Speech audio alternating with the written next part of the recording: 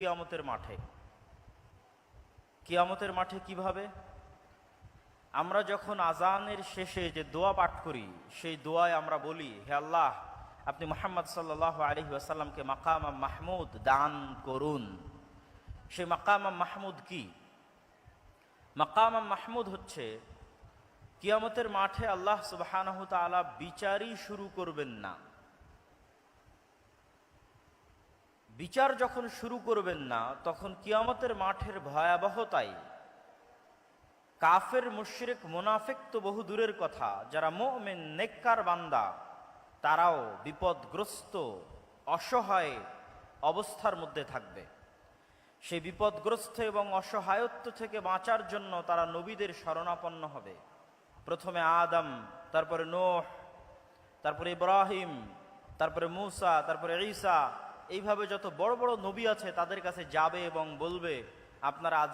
এরপরে মুআবিয়া রাদিয়াল্লাহু তাআলার যুগে যুদ্ধের কাফেলা আসে। যুদ্ধের কাফেলা, মানুষের জান্নাত হোক অথবা জাহান্নাম হোক, বিচার হয়ে যাক। বিচারের মাঠে ভয়াবহতা এত বেশি থাকবে। তো সেই দিন কোন নবী এবং রাসূল আল্লাহ সুবহানাহু তাআলার সামনে কথা বলার সাহস করবেন না। যেমনটি পবিত্র কোরআনে আল্লাহ সুবহানাহু তাআলা বলেছেন, মান যাল্লাযী ইয়াশফাউ ইনদাহু ইল্লা বিইজনিহি, আছে কি কেউ কোনো ক্ষমতাধর, শক্তিশালী, পাওয়ারফুল রাজা, বাদশাহ, প্রধানমন্ত্রী, ব্যবসায়ী, সম্পদশালী, যে সাহস করবে কিয়ামতের মাঠে আল্লাহর সাথে কথা বলার, আল্লাহর অনুমতি ব্যতীত? এমনকি কোনো ক্ষমতাধর, শক্তিশালী, সাহসী, বিত্তশালী, সম্পদশালী মানুষ আছে? এটির চ্যালেঞ্জ আল্লাহ সুবহানাহু ওয়া তাআলা নিজে কোরআন মাজিদে দিয়েছেন আয়াতুল কুরসির মধ্যে। সেই চ্যালেঞ্জের মুখোমুখি হয়ে কোনো নবী রাসূল সেই দিন আল্লাহ সুবহানাহু ওয়া তাআলার সামনে কথা বলার সাহস করবেন না। আদম আলাইহিস সালাতু ওয়াস সালাম থেকে নিয়ে শুরু করে সকল নবী রাসূল বলবেন, আজকে আল্লাহ সুবহানাহু ওয়া তাআলা আমার উপর এত রাগান্বিত, আজকে আল্লাহ সুবহানাহু ওয়া তাআলা আমার প্রতি এত ক্ষিপ্ত যে আজকে আমি তার সামনে কথা বলার মতো আমার কোনো সাহস, কোনো শক্তি আমার নাই। এইভাবে ধীরে ধীরে মানুষ চলে যাবে সর্বশেষ নবী মুহাম্মদ সাল্লাল্লাহু আলাইহি ওয়াসাল্লামের সামনে। আর তিনিও আল্লাহর সাথে সরাসরি কথা বলবেন না, বরং তিনি সরাসরি সিজদায় পড়ে যাবেন। কতদিন সিজদায় থাকবেন তা তিনি নিজেও জানেন না। তিনি সিজদায় এমন ভাষায়, এমন বাক্যে আল্লাহর প্রশংসা করবেন যা কোনোদিন দুনিয়াতে করেননি, যা তখন আল্লাহ সুবহানাহু ওয়া তাআলা তাকে শিখিয়ে দিবেন। দীর্ঘ এক সময় অতিক্রম হওয়ার পর, যতক্ষণ আল্লাহ চাইবেন, সেই সময় অতিক্রম হওয়ার পর আল্লাহ বলবেন, ইয়া মুহাম্মদ ইরফা রাসাক সাল তু'তা ওয়াশফা তুশফা, মুহাম্মদ মাথা উঠাও, চাও দেওয়া হবে, সুপারিশ করো গ্রহণ করা হবে। এই যে কিয়ামতের মাঠে আদম থেকে নিয়ে কিয়ামত পর্যন্ত কোটি কোটি মানুষ এবং জিনের সামনে মুহাম্মদ সাল্লাল্লাহু আলাইহি ওয়াসাল্লামের যে শ্রেষ্ঠত্ব প্রকাশ পাচ্ছে, এই শ্রেষ্ঠত্বকেই বলা হয়েছে মাকাম মাহমুদ। আমি মুহাম্মদ সাল্লাল্লাহু আলাইহি ওয়াসাল্লাম সম্পর্কে আমার আলোচনা দীর্ঘায়িত না করে এতটুকু বলেই এই পর্বের আলোচনা শেষ করছি। তিনি পৃথিবীর ইতিহাসের সর্বশেষ নবী এবং রাসূল এবং সর্বশ্রেষ্ঠ মানব, এবং অল্প সময়ের মধ্যে পৃথিবীকে প্রভাবিত করতে পারে এরকম সর্বশ্রেষ্ঠ বিপ্লবের জন্মদাতা। মাত্র 23 বছরে তিনি পৃথিবীতে এমন এক বিপ্লব সৃষ্টি করেছেন যার প্রভাব পৃথিবীর ইতিহাসের সবচেয়ে সুদূর প্রসারী এবং সবচেয়ে প্রভাব বিস্তারকারী বিপ্লব। এবার আমরা চলে যাই রাসূলুল্লাহ সাল্লাল্লাহু আলাইহি ওয়াসাল্লামের জীবনে শিক্ষাগত বা জ্ঞানগত কি মৌলিক শিক্ষা এবং আদর্শ আমাদের জন্য রয়েছে। এই পয়েন্টে যাওয়ার আগে একটু ভূমিকা স্বরূপ আমাকে দুটি কথা বলে নিতে হবে। প্রথমত, আমরা জ্ঞান এবং শিক্ষা বলতে কি বুঝব, মুহাম্মদ সাল্লাল্লাহু আলাইহি ওয়াসাল্লামের এনে দেওয়া জ্ঞান এবং শিক্ষা বলতে কি বুঝব, তা জানার জন্য আমাদেরকে একটু ভূমিকা থাকতেই হবে। আল্লাহ সুবহানাহু ওয়া তাআলা যখন মানুষকে সৃষ্টি করেন, তখন তিনি মানুষের শত্রু সৃষ্টি করেছেন। একটা গেমিং সফটওয়্যার যখন ডেভেলপ করা হয়, তখন সেখানে যেমন নায়ক থাকে, তেমনি এনিমি বা শত্রু থাকে। আমরা যখন মাঠে ফুটবল খেলি, তখন দুই পক্ষ থাকে। যখন ক্রিকেট খেলি তখন দুই পক্ষ থাকে, দুই পক্ষ ছাড়া কোনো প্রতিযোগিতা, কোনো খেলা, কোনো গেম সম্ভব নয়। আল্লাহ সুবহানাহু ওয়া তাআলা যখন এই পৃথিবী সৃষ্টি করেন বা এই পৃথিবীর সফটওয়্যার ডেভেলপ করেন, তখন তিনি এই পৃথিবীতে যে খেলা, যে গেম, যে প্রতিযোগিতা শুরু করেছেন, তাতে মানুষের শত্রু তৈরি করে দিয়েছেন। না হলে মানুষ খেলবে কার বিরুদ্ধে, কার সাথে লড়াই করে টিকে থাকবে দুনিয়াতে, কার বিরুদ্ধে যুদ্ধে জয়লাভ করার জন্য তাকে পরকালে পুরস্কার দেওয়া হবে, কার বিরুদ্ধে যুদ্ধ করে পরাজিত হওয়ার জন্য তাকে জাহান্নামে নিক্ষেপ করা হবে। গেম এবং খেলা হতে হবে উভয় পক্ষের পক্ষ থেকে, এবং রেফারিকে হতে হবে ন্যায় বিচারক, এবং সকলকে লেভেল প্লেয়িং ফিল্ড দিতে হবে। যেমনটা নির্বাচনের সময় বলা হয় যে সকল দলকে লেভেল প্লেয়িং ফিল্ড দেওয়া হোক, যেন সমানভাবে সে তার শক্তিকে কাজে লাগাতে পারে। ঠিক এই পৃথিবী ডেভেলপ করার সময় আল্লাহ সুবহানাহু ওয়া তাআলা মানুষ এবং মানুষের শত্রু একই সাথে সৃষ্টি করে দিয়েছেন। একই সময় মানুষের সেই চিরন্তন শত্রু হচ্ছে ইবলিস, এবং ইবলিসের সেনাবাহিনী শায়াতিনাল ইনসি ওয়াল জিন, জিনদের মধ্যে থেকে শয়তান এবং মানুষদের মধ্যে থেকে শয়তান, তাদের সর্দার হচ্ছে ইবলিস। তাদের সাথে চিরন্তন যুদ্ধ আল্লাহ সুবহানাহু ওয়া তাআলা শুরু করে দিয়েছেন মানুষের। আপনি পবিত্র কোরআনের প্রথম থেকে নিয়ে শেষ মদিনায় 10 পর্যন্ত বছর ছিলেন, তো 701 অধ্যয়ন করেন, আল্লাহ সুবহানাহু ওয়া তাআলা তিনি আপনার যুদ্ধের শত্রু ময়দানে হিসেবে ছিলেন। কাকে চিহ্নিত করছেন? 701 দিন, 2 বছর যে বেশি না। আপনার গীবত করে, অপবাদ দেয়, আপনার জমি জায়গা দখল করে নিয়েছে তাকে, যে ইসরায়েল ফিলিস্তিনে মুসলমানদেরকে হত্যা করছে তাকে, যে ব্রাহ্মণ্যবাদী কট্টরপন্থী যারা মুসলমানদের উপর অত্যাচার করছে তাকে? জি না, আল্লাহ সুবহানাহু ওয়া তাআলা পবিত্র কোরআনে বারবার মানুষের জন্য শত্রু হিসেবে চিহ্নিত করেছেন শয়তানকে। ইন্নাশ শাইতানা লাকুম আদুউম মুবিন, শয়তান তোমাদের জন্য চিরন্তন এবং চিরস্থায়ী শত্রু। এই জন্য আপনি যখন কোরআন তেলাওয়াত করতে যান, তখন আল্লাহ সুবহানাহু ওয়া তাআলা আপনাকে শিখিয়ে দিয়েছে যে কোরআন তেলাওয়াতের পূর্বে তুমি বলো আউযু বিল্লাহি মিনাশ শাইতানির রাজীম, যে হে আল্লাহ, আমি বিতাড়িত শয়তান থেকে পরিত্রাণ চাচ্ছি। শয়তানের অস্তিত্ব কতটা বাস্তব, শয়তান মানুষের কতটা ভয়ঙ্কর শত্রু, যে কোরআনের তেলাওয়াত পর্যন্ত শুরু হচ্ছে শয়তান থেকে পরিত্রাণ চেয়ে। পবিত্র কোরআনের শুরু থেকে নিয়ে শেষ পর্যন্ত এবং রাসূল সাল্লাল্লাহু আলাইহি ওয়াসাল্লামের হাদিসকে যদি আপনি সামনে রাখেন, রাসূলুল্লাহ সাল্লাল্লাহু আলাইহি ওয়াসাল্লামের জীবনীকে যদি আপনি সামনে রাখেন, প্রতিটি কর্মকে যদি আপনি সামনে রাখেন, তাহলে দেখবেন রাসূল সাল্লাল্লাহু আলাইহি ওয়াসাল্লাম প্রত্যেকটা আদেশ, প্রত্যেকটা নিষেধ, প্রত্যেকটা দোয়া, প্রত্যেকটা জিকির তিনি শয়তানের বিরুদ্ধে দিয়েছেন। রাসূলুল্লাহ সাল্লাল্লাহু আলাইহি ওয়াসাল্লাম আমাদেরকে সালাম দেওয়া শিখিয়েছেন, তার জীবনের একটি শিক্ষা। তো সালাম দেওয়া শিখাতে গিয়ে তিনি আমাদের কি বলেছেন? যদি তোমাদের কেউ বাড়িতে প্রবেশ করার সময় সালাম দেয়, তাহলে শয়তান বলে লা মাবিতা লাকুম ওয়ালা আশা আলাকুম, এই বাড়িতে তোমাদের থাকার জায়গা নাই, খাওয়ার জায়গা নাই, এই বাড়ি থেকে বের হয়ে যাও।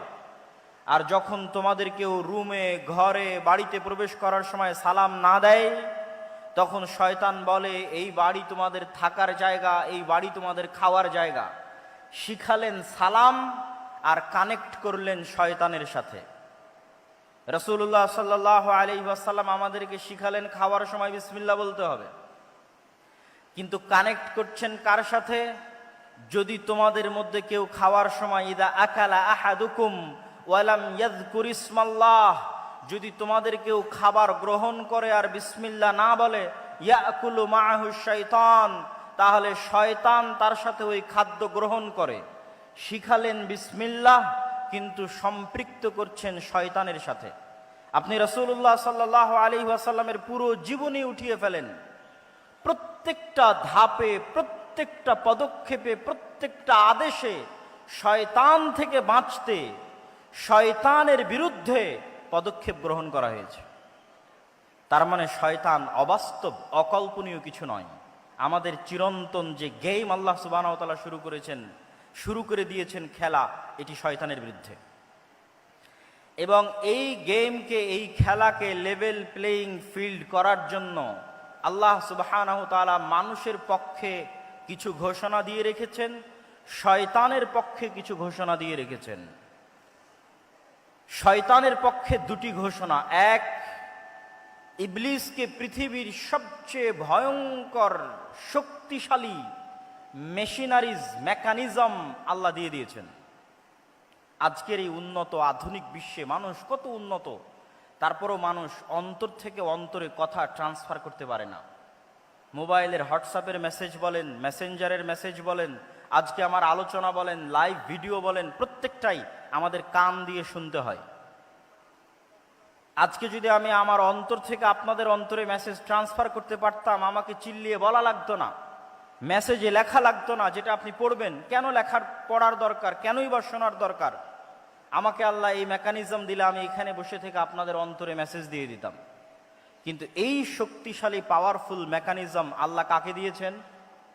আপনাদের জিজ্ঞেস করছি, কাকে দিয়েছেন? একটু জোরে বলেন তো, কাকে দিয়েছেন? শয়তানকে দিয়েছেন। ইউসবিসু ফি সুদুরিন নাস, মানুষের অন্তরে সরাসরি ডাইরেক্টলি মেসেজ দিতে পারে শয়তান, ওয়াসওয়াসা দিতে পারে শয়তান। মানুষ দ্বিধায় পড়ে যাবে, তার অন্তরে এখন যে কল্পনা চলছে, এই কল্পনা তার না শয়তানের দেওয়া, আমি আপনি কেউ জানি না। আমরা প্রত্যেক সময়ে যে কাজ করার সিদ্ধান্ত নিচ্ছি এবং আমাদের অন্তরে কথা উদিত হচ্ছে, এই প্রত্যেকটি উদিত হওয়া কথা আমার নিজের না শয়তানের পক্ষ থেকে আমরা জানি না। রাসূলুল্লাহ সাল্লাল্লাহু আলাইহি ওয়াসাল্লাম বলেছেন, এমন কোন মানুষ নেই ইল্লা ওয়ালাহু কারিনান, যার সাথে দুইজন বন্ধু সব সময় থাকে না। কারিনুম মিনাল মালাইকা ওয়া কারিনুম মিনাশ শাইতান, একজন থাকে ফেরেশতা বন্ধু, আরেকজন থাকে শয়তান বন্ধু। প্রত্যেক মানুষের সাথে সব সময় দুইজন বন্ধু তার সাথে আছে, এক ফেরেশতা বন্ধু, দুই শয়তান বন্ধু। তার অন্তরে প্রত্যেক যা কল্যাণকর কাজের ইচ্ছা জাগে তা সে ফেরেশতার পক্ষ থেকে ইলহাম, আর তার অন্তরে প্রত্যেক যা অকল্যাণকর কাজের ইচ্ছা জাগে তা সে ওয়াসওয়াসা, শয়তানের পক্ষ থেকে। আজকে আপনারা এখানে উপস্থিত হয়েছেন, আমি উপস্থিত হয়েছি, এই যে আমাদের অন্তরে এখানে আসার ইচ্ছা জাগ্রত হয়েছে, এই কল্যাণকর কাজের জন্য আমাদের ফেরেশতা বন্ধুর পক্ষ থেকে আমাদের অন্তরে কথা দেওয়া হয়েছে, আমাদের অন্তরে ইচ্ছা জাগ্রত করা হয়েছে। যাই সকালে যখন ফজরে ঘুমিয়ে থাকছি, রাসূলুল্লাহ সাল্লাল্লাহু আলাইহি ওয়াসাল্লাম তখনও বলেছেন শয়তানের কথা। যদি বাস্তব না হতো তিনি কেমনে বলতেন? তিনি বলছেন, শয়তান তখন মানুষের মাথার কাছে গিয়ে বলে, নাম নাম নাম ইন্নাল লাইলা লাতাবিল, হে আদমের সন্তান ঘুমিয়ে থাকো, ঘুমিয়ে থাকো, রাত এখনো অনেক লম্বা। তাহলে আপনি মনে করছেন আমি আমার আরামের জন্য ফজরে ঘুমিয়ে আছি, আর আল্লাহর নবী বলছেন না, আপনার আরামের জন্য নয়, শয়তান আপনার অন্তরে দিচ্ছে তুমি এখন ঘুমিয়ে থাকো। সম্মানিত উপস্থিতি, তাহলে আল্লাহ সুবহানাহু ওয়া তাআলা ইবলিসকে দুইটা ছাড় দিয়েছে। এক, সরাসরি আমাদের অন্তরে কথা দিতে পারে ইবলিস। দুই, কিয়ামত পর্যন্ত তার হায়াত বাড়িয়ে দেওয়া হয়েছে। যতদিন আদম আর আদমের সন্তানেরা পৃথিবীতে বসবাস করবে, ততদিন আদম আর আদমের সন্তানদেরকে শত্রুতামূলক জাহান্নামে নিয়ে যাওয়ার দৃঢ় প্রতিজ্ঞ এবং দৃঢ় পণ নিয়ে কাজ করে যাবে ইবলিস এবং তার সাঙ্গপাঙ্গ এবং সেনাবাহিনী। তাদের ওয়াদার কথা আল্লাহ নিজে কোরআন মাজিদে বলেছেন যে ইবলিস এই মর্মে ওয়াদাবদ্ধ যে আমি একাই জাহান্নামে যাব না, আদম সন্তানদেরকে সাথে নিয়ে জাহান্নামে যাব। এই শত্রুতার ঘোষণা আল্লাহ সুবহানাহু ওয়া তাআলা কোরআনে দিয়েছেন। তাহলে ইবলিস এবং শয়তান যদি অবাস্তব হতো, তাহলে কোরআন আর আল্লাহর নবীর জীবনীতে এইভাবে তিনি শয়তানের প্রতি গুরুত্ব আরোপ করতেন না। সম্মানিত উপস্থিতি, তাহলে এবার লেভেল প্লেয়িং ফিল্ডে ইবলিসের ক্ষমতা অনেক বেশি। তাহলে আদম সন্তানের জন্য কি থাকলো, আমার এবং আপনার জন্য কি থাকলো? কি দিয়ে আমরা শয়তানের বিরুদ্ধে এই যুদ্ধে বিজয়ী হব? এটি রাসূল সাল্লাল্লাহু আলাইহি ওয়াসাল্লামের জীবনের সবচেয়ে বড় মৌলিক শিক্ষা। মহান আল্লাহ সুবহানাহু ওয়া তাআলা পবিত্র কোরআন মাজিদে বলছেন, কুল নাহবিতু মিনহা জামিআ ফাইম্মা ইয়াতিয়ান্নাকুম মিন্নী হুদান ফামান তাবিআ হুদায়া ফালা খাউফুন আলাইহিম ওয়ালা হুম ইয়াহজানুন। আল্লাহ সুবহানাহু ওয়া তাআলা আদেশ দিলেন ইবলিসকে আসমান থেকে নেমে যাওয়ার জন্য, আদেশ দিলেন আদম এবং হাওয়াকে জান্নাত থেকে নেমে যাওয়ার জন্য। আদম এবং হাওয়া আর ইবলিসের গল্প কাল্পনিক নয়, পৃথিবীর সব ধর্ম বইয়ে লেখা আছে। ইহুদিদের বাইবেলে, ইহুদিদের তাওরাতে লেখা আছে, খ্রিস্টানদের বাইবেলে লেখা আছে, মুসলমানদের কোরআনে লেখা আছে। কমন গল্প, সেম কমন। ইবলিস, আদম, হাওয়া তথা সকল নবী একই মেসেজ দিয়েছে। আমাদের সৃষ্টি রহস্য সম্পর্কে সেম মেসেজ দিয়েছেন সকল নবী। তাহলে আল্লাহ সুবহানাহু ওয়া তাআলা বলছেন, আমি ইবলিসকে বললাম আসমান থেকে নেমে যাও, আদমকে বললাম জান্নাত থেকে নেমে যাও। তারপরে ফা ইম্মা ইয়াতিয়ান্নাকুম মিন্নি হুদান ফামান তাবিআ হুদায়া, আজ থেকে ইবলিস আর আদম পরস্পরের শত্রু। ইবলিসকে দিয়ে দিলাম এই ক্ষমতা, আর আদমের জন্য কি দিব? আমার পক্ষ থেকে হেদায়েত যাবে আদমের জন্য। ফা ইম্মা ইয়াতিয়ান্নাকুম মিন্নি হুদা, আমার পক্ষ থেকে দিক নির্দেশনা যাবে, গাইডলাইন যাবে, কিভাবে তোমরা শয়তানের বিরুদ্ধে যুদ্ধ করবে, শয়তানের বিরুদ্ধে কিভাবে টিকে থাকবে তার ইনস্ট্রাকশন যাবে। নতুন যখন ফ্রিজ কিনেন, কম্পিউটার কিনেন, যে কোনো মেশিনারিজ কিনেন, তখন গাইডলাইন থাকে, ইনস্ট্রাকশন থাকে। যে কোনো গেম যখন আপনি শুরু করবেন খেলা, গাইডলাইন দেওয়া আছে কিভাবে এই গেমটা আপনি খেলবেন। তো এই পৃথিবীতে আপনি শয়তানের বিরুদ্ধে কিভাবে খেলবেন এবং জিতবেন, হারবেন না, তার দিক নির্দেশনা, গাইডলাইন আল্লাহ পাঠাবে, এটা আল্লাহর ওয়াদা। কোরআনে আল্লাহ বলছেন, ফামান তাবিআ হুদায়া ফালা খাউফুন আলাইহিম ওয়ালা হুম ইয়াহজানুন। আমার পাঠানো এই গাইডলাইন, দিক নির্দেশনা যদি মানুষ মেনে নেয়, তাহলে দুনিয়াতে তাদের জন্য কোনো ভীত সন্ত্রস্ত হওয়ার সুযোগ নেই, আর পরকালে আফসোস করার কোনো সুযোগ নেই। দুনিয়াতে কোনো ভয় নাই, পরকালে কোনো আফসোস নাই। তাহলে ওই গাইডলাইনই নবীদের মাধ্যমে আসে কিতাব হিসেবে। ওই গাইডলাইনটা পৌঁছে দেওয়ার জন্য আল্লাহ নবীদের মাধ্যমে কিতাব পাঠান, যার সর্বশেষ কিতাব এবং সর্বশেষ নবী মুহাম্মদ সাল্লাল্লাহু আলাইহি ওয়াসাল্লাম এবং কোরআন। এই জন্য কোরআন আর মুহাম্মদ সাল্লাল্লাহু আলাইহি ওয়াসাল্লামের প্রথম কাজ হচ্ছে মানুষকে শয়তান সম্পর্কে জানানো। শয়তান তোমাদের চিরন্তন শত্রু, জানো, এর থেকে বাঁচতে এই করতে হবে। লেভেল প্লেইং ফিল্ড করার জন্য দ্বিতীয় মানুষের জন্য মহান আল্লাহ সুবহানাহু ওয়া তাআলার ঘোষণা। যতই আল্লাহ মানুষের জন্য দিক নির্দেশনা, গাইডলাইন পাঠাক, তারপরও ইবলিসের ক্ষমতা বেশি। ইবলিস সরাসরি আমার অন্তরে মেসেজ দিতে পারে, আমরা ধোঁকা খেয়ে যাই, মনে করি এটা আমার ইচ্ছা, অতএব চলো আমি এখন গান শুনবো, অতএব চলো এখন অবৈধ রিলেশনশিপে ব্যস্ত হব। যে কোনো অন্যায় কাজ, সেই অন্যায় কাজে আমি মনে করি আমার শান্তি, আমার আনন্দের জন্য করছি, কিন্তু আসলে ইবলিস দিচ্ছে। এইটার জ্ঞান কয়জনের কাছে আছে? কয়টা ইউনিভার্সিটি আপনাকে এই জ্ঞান দিবে? কয়টা কলেজ আপনাকে এই জ্ঞান দিবে? পৃথিবীর কোনো পিএইচডি থিসিস, কোনো মাস্টার্সের থিসিস, কোনো সিলেবাসে আপনাকে এই জ্ঞান দেওয়া হবে না যে শয়তান পৃথিবীতে আছে এবং আপনার অন্তরের উপর তার কন্ট্রোল ক্ষমতা আছে। নাই, পৃথিবীতে কেউ আপনাকে এই জ্ঞান দেবে না। পৃথিবীতে যেখানে যাবেন সবাই আপনাকে বলবে তুমি তোমার মন মতো চলো, তোমার মনে যেটা ভালো লাগে সেটা করো। একমাত্র আল্লাহ, কোরআন এবং আল্লাহর নবী বলবে না, ফুল স্টপ। তুমি জানোই না কোনটা তোমার ইচ্ছা আর কোনটা শয়তান তোমার অন্তরে দিয়েছে। আর কেন পৃথিবীর মানুষ আপনাকে এটি থেকে সতর্ক করবে না? কেন পৃথিবীর কোনো ইউনিভার্সিটি, কোনো সিলেবাস, কোনো কারিকুলামে বলা নাই যে পৃথিবীতে শয়তান আছে এবং তার থেকে আপনাকে বাঁচতে হবে? শয়তান এইভাবে কাজ করে আর আপনাকে তার বিরুদ্ধে এইভাবে যুদ্ধ করতে হবে, এরকম কোনো গাইডলাইন, কোনো সিলেবাস কেন নাই? এই জন্য যে যখনই মানুষ শয়তান সম্পর্কে সচেতন হবে, অসংখ্য ব্যবসা, অসংখ্য বিজনেস বন্ধ হয়ে যাবে। অসংখ্য ব্যবসা, অসংখ্য বিজনেস বন্ধ হবে যদি আপনি আপনার সাইকোলজিকে ম্যানিপুলেট করতে না পারে। তাহলে যত সামাজিক যোগাযোগ মাধ্যম আছে, যারা মানুষের মনোযোগকে ধরে রাখার জন্য জাস্ট মানুষের সাইকোলজি কিভাবে কাজ করে, কিভাবে মানুষকে ফেসবুক, ইউটিউব, টুইটারে ব্যস্ত রাখা যাবে এর জন্য গবেষণা করে তার ফিচার সাজায়। আপনি যখন নিজের মনের বিরুদ্ধে যুদ্ধ করবেন তখন এগুলো লস প্রজেক্ট, আর যখন আপনি নিজের মন মতো চলবেন তখন এগুলো প্রত্যেকটা প্রজেক্ট লাভজনক। যখন আপনি নিজের মনের বিরুদ্ধে গিয়ে পর্দা করবেন তখন ফ্যাশন ইন্ডাস্ট্রিজ বন্ধ হয়ে যাবে, আর যখন মন মতো চলবেন তখন ফ্যাশন ইন্ডাস্ট্রিজের বিজনেস চলবে। এরকম প্রত্যেকটা ধাপ আছে যা শয়তান ম্যানুফ্যাকচার করে রেখেছে পৃথিবীর মানুষকে ভুলিয়ে রাখার জন্য। এটি আমি বলছি না, আল্লাহ সুবহানাহু ওয়া তাআলা বলছেন, আলহাকুমুত তাকাসুর, হে দুনিয়ার মানুষ, তোমাদেরকে শয়তান দুনিয়ার লোভ লালসা দিয়ে এমন ভাবে ভুলিয়ে রাখবে। কি ভুলিয়ে রাখবে? কি ভুলিয়ে রাখবে? সালাতের কথা? জি না। শয়তান আপনাকে কি ভুলিয়ে রাখবে? সিয়ামের কথা? জি না। শয়তান আপনাকে ভুলিয়ে রাখবে মৃত্যুর কথা। আলহাকুমুত তাকাসুর হাত্তা যুরতুমুল মাকাবির, কবরে না যাওয়া পর্যন্ত আমার এবং আপনার মনে হওয়ার চান্স নাই যে আমি আপনি মারা যেতে পারি। আজকের পৃথিবী এতটা ব্যস্ততম পৃথিবী, আজকের টেকনোলজি এতটা ব্যস্ততম, আজকের মোবাইল, আজকের টেকনোলজি, সামাজিক যোগাযোগ মাধ্যম মানুষকে এমনভাবে আঁকড়ে ধরে আছে, অবৈধ সম্পর্ক মানুষকে এমনভাবে আঁকড়ে ধরে আছে, ক্যারিয়ারের চিন্তা, দুনিয়ার চিন্তা এমনভাবে আঁকড়ে ধরে আছে যে আপনি মাসকে মাস, বছরকে বছর চিন্তা করতে পারবেন না যে আপনি মারা যাবেন।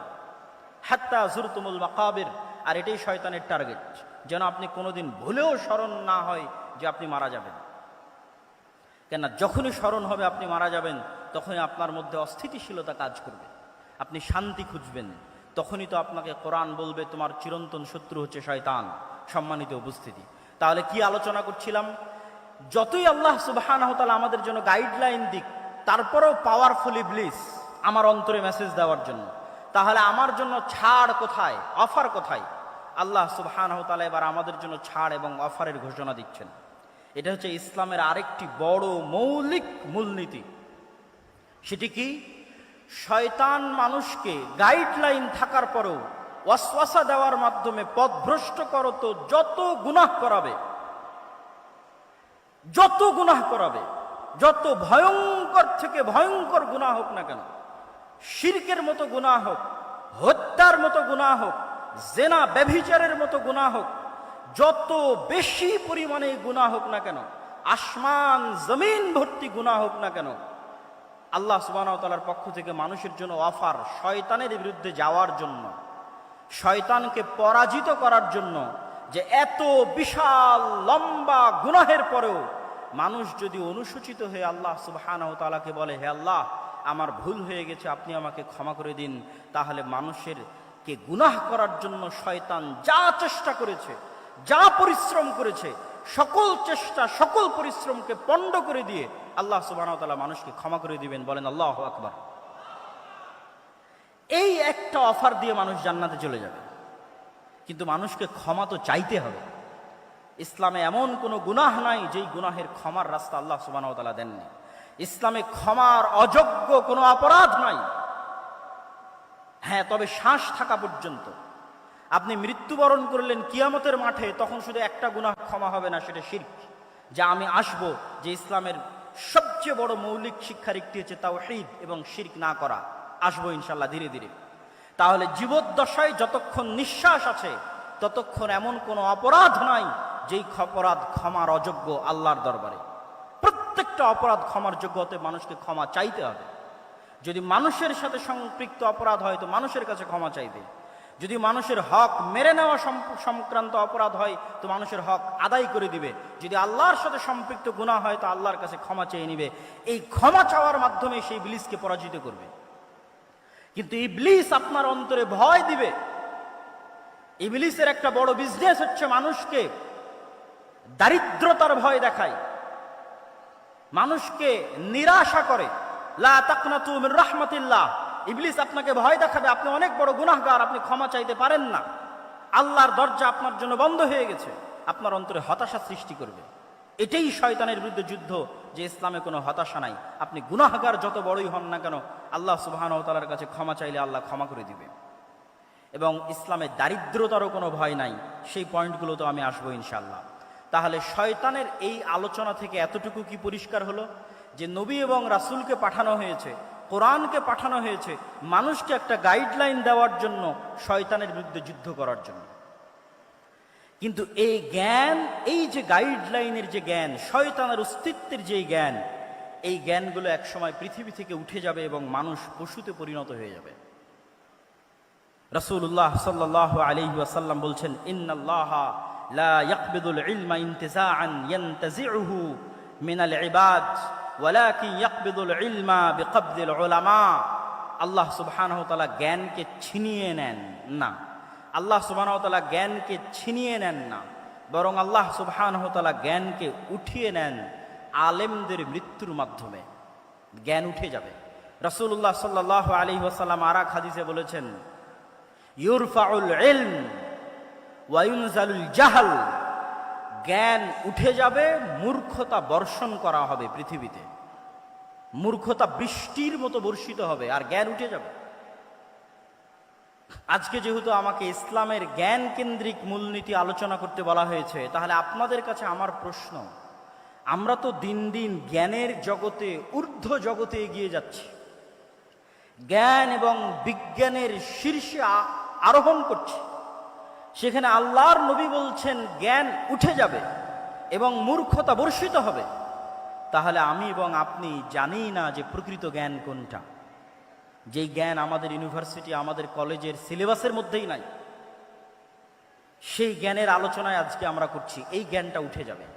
শয়তানের অস্তিত্বের জ্ঞান, শয়তানের সাথে যুদ্ধ করার জ্ঞান, শয়তানকে পরাজিত করার জ্ঞান, শয়তানের সাথে যুদ্ধ করে জিতে থাকার জ্ঞান পৃথিবীতে সকল ভাষা, সকল বর্ণের জন্য। তার পূর্বের সকল নবী বা রাসূল নির্দিষ্ট সময়ের জন্য, নির্দিষ্ট গোত্রের জন্য, নির্দিষ্ট ভাষার মানুষের জন্য প্রেরিত হয়েছিলেন।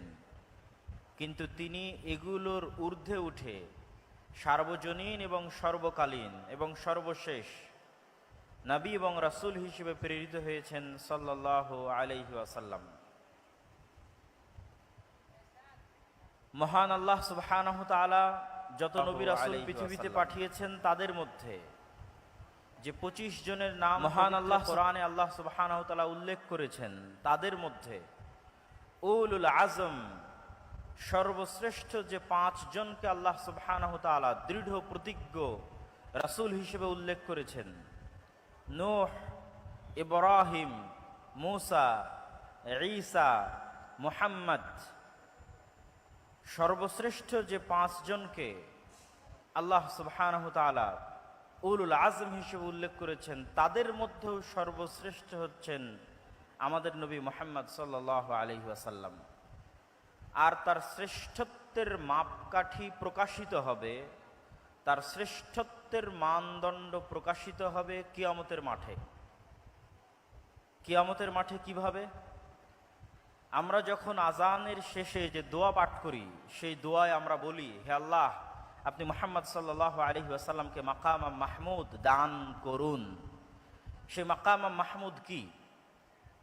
মাকাম মাহমুদ হচ্ছে কিয়ামতের মাঠে আল্লাহ সুবহানাহু তাআলা বিচারই শুরু করবেন না। বিচার যখন শুরু করবেন না, তখন কিয়ামতের মাঠের ভয়াবহতায় কাফের, মুশরিক, মুনাফিক তো বহু দূরের কথা, যারা মুমিন নেককার বান্দা, তারাও বিপদগ্রস্ত, অসহায় অবস্থার মধ্যে থাকবে। সেই বিপদগ্রস্ত এবং অসহায়ত্ব থেকে বাঁচার জন্য তারা নবীদের শরণাপন্ন হবে। প্রথমে আদম, তারপরে নূহ, তারপরে ইব্রাহিম, তারপরে মূসা, তারপরে ঈসা, এইভাবে যত বড় বড় নবী আছে তাদের কাছে যাবে এবং বলবে, আপনারা আজকে একটু আল্লাহর সাথে কথা বলেন, আল্লাহকে বলেন তিনি যেন দ্রুত বিচার শুরু করে। মানুষের জান্নাত হোক অথবা জাহান্নাম হোক, বিচার হয়ে যাক। বিচারের মাঠে ভয়াবহতা এত বেশি থাকবে। তো সেই দিন কোন নবী এবং রাসূল আল্লাহ সুবহানাহু তাআলার সামনে কথা বলার সাহস করবেন না। যেমনটি পবিত্র কোরআনে আল্লাহ সুবহানাহু তাআলা বলেছেন, মান যাল্লাযী ইয়াশফাউ ইনদাহু ইল্লা বিইজনিহি। আছে কি কেউ কোনো ক্ষমতাধর, শক্তিশালী, পাওয়ারফুল রাজা, বাদশাহ, প্রধানমন্ত্রী, ব্যবসায়ী, সম্পদশালী, যে সাহস করবে কিয়ামতের মাঠে আল্লাহর সাথে কথা বলার, আল্লাহর অনুমতি ব্যতীত? এমনকি কোনো ক্ষমতাধর, শক্তিশালী, সাহসী, বিত্তশালী, সম্পদশালী মানুষ আছে? এটির চ্যালেঞ্জ আল্লাহ সুবহানাহু তাআলা নিজে কোরআন মাজিদে দিয়েছেন আয়াতুল কুরসির মধ্যে।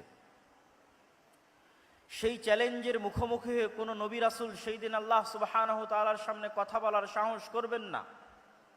আদম আলাইহিস সালাতু ওয়াস সালাম থেকে নিয়ে শুরু করে সকল নবী রাসূল বলবেন, আজকে আল্লাহ সুবহানাহু ওয়া তাআলা আমার উপর এত রাগান্বিত, আজকে আল্লাহ সুবহানাহু ওয়া তাআলা আমার প্রতি এত ক্ষিপ্ত যে আজকে আমি তার সামনে কথা বলার মতো আমার কোনো সাহস, কোনো শক্তি আমার নাই।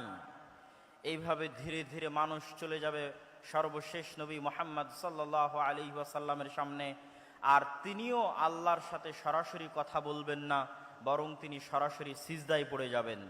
কতদিন সিজদায় থাকবেন তা তিনি নিজেও জানেন না। তিনি সিজদায় এমন ভাষায়, এমন বাক্যে আল্লাহর প্রশংসা করবেন যা কোনোদিন দুনিয়াতে করেননি, যা তখন আল্লাহ সুবহানাহু ওয়া তাআলা তাকে শিখিয়ে দিবেন।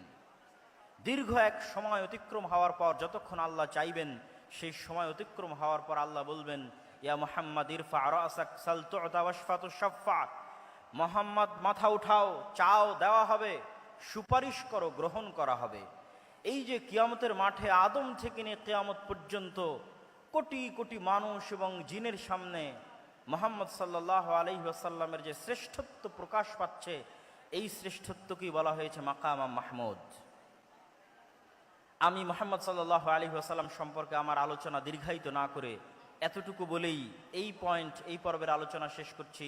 তিনি পৃথিবীর ইতিহাসের সর্বশেষ নবী এবং রাসূল এবং সর্বশ্রেষ্ঠ মানব, এবং অল্প সময়ের মধ্যে পৃথিবীকে প্রভাবিত করতে পারে এরকম সর্বশ্রেষ্ঠ বিপ্লবের জন্মদাতা।